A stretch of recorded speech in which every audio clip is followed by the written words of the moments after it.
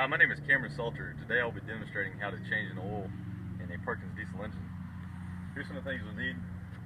Socket set, you need some gloves, correct oil filters for the engine, strap wrench for the oil filter, funnel, oil, and something to collect oil in. The reasons why we change oil in the engine is because as it goes through heat cycles, the oil will break down over time and carbon will build up in the oil and lessen the viscosity of the oil. Let's come on inside here and check out the engine we're going to change oil in.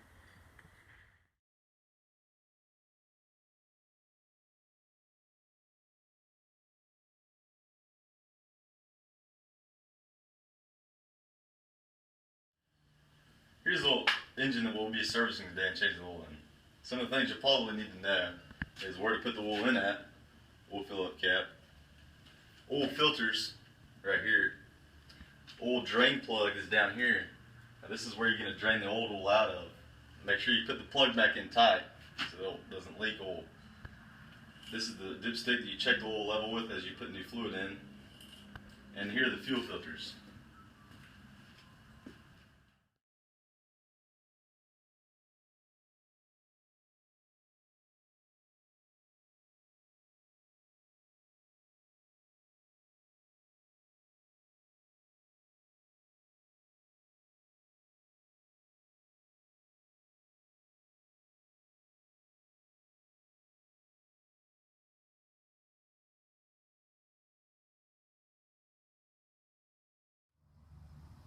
First thing you're going to do is locate the oil drain plug, which is on the bottom of the oil pan. When you locate it, you want to determine the right size socket to use to bust the nut loose so that we can drain the oil out. In our case, we have a 5/8 socket. Put it on there. Mine's already busted loose. Gonna take it off. Oil's going to come out when you take this off, and you're going to drain the oil.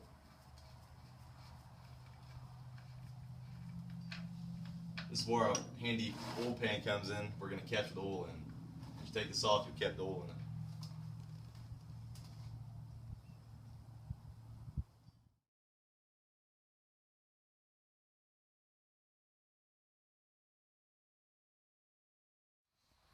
Once you've finished draining all the oil out of the engine, you want to reinstall the oil plug. All you have to do is screw it right back in where you took it out of.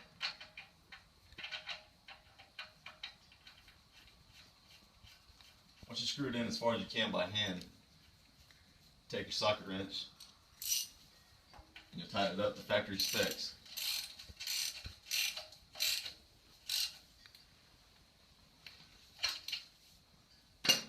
Next thing we're going to do is take these oil filters off. We're going to use the oil filter strap wrench. All you have to do is slide the strap over.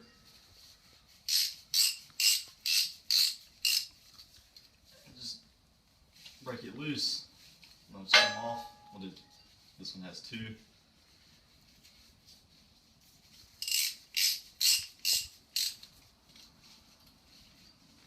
We'll put our oil pan underneath them. Capture the oil.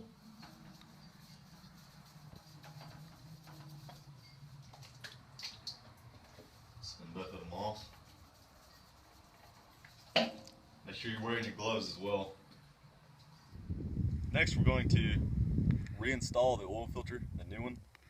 First thing you want to do is fill the oil filter with oil and lubricate the O-ring.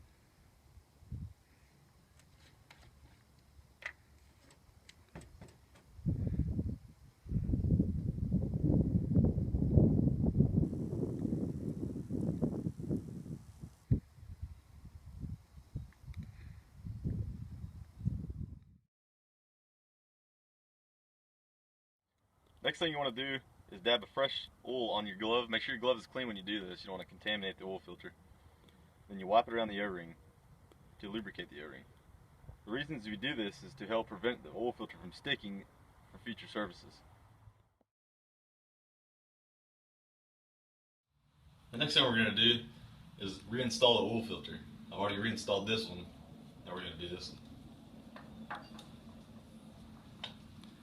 All you have to do is screw it onto the thing. Make sure you don't cross thread the filter. Once you have it on there, you just screw it on. Once it gets tight, we're going to do one full turn past the point where it was tight. It takes a little bit of effort,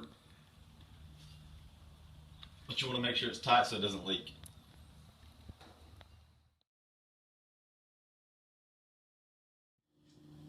Next thing we're going to do is we're going to add the new oil to the engine after we have reinstalled the filters and double check that our oil drain plug is tight to the factory specs.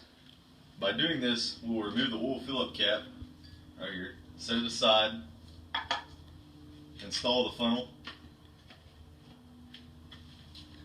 and then we'll pour the oil in. This particular engine holds 5 gallons of oil.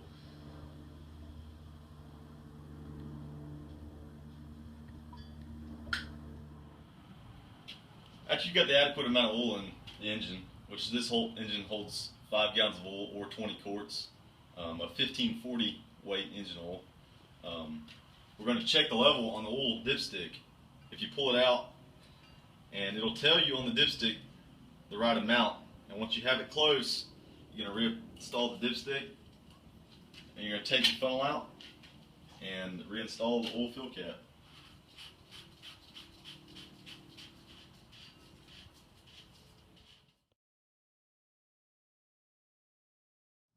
Next thing we're going to do is crank up the engine.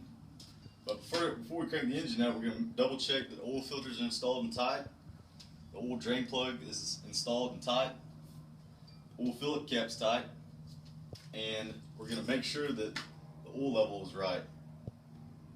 Once you've done that, you want to crank the engine up. The reason we crank the engine up is to circulate the oil throughout the engine and fill all the oil filters and let it resettle, and then we'll recheck the oil, and then that'll tell us if the oil is at its adequate level. Once you run the engine and let it sit for 5 to 10 minutes and let all the oil drain to the oil pan, we'll recheck the dipstick to make sure the oil is at the proper level. In our case, we probably need to add at least 1 quart. Once you've added a quart, recheck the oil dipstick to make sure it's at the proper level. Once it's at the proper level, you'll successfully change the oil in a Perkins diesel power unit.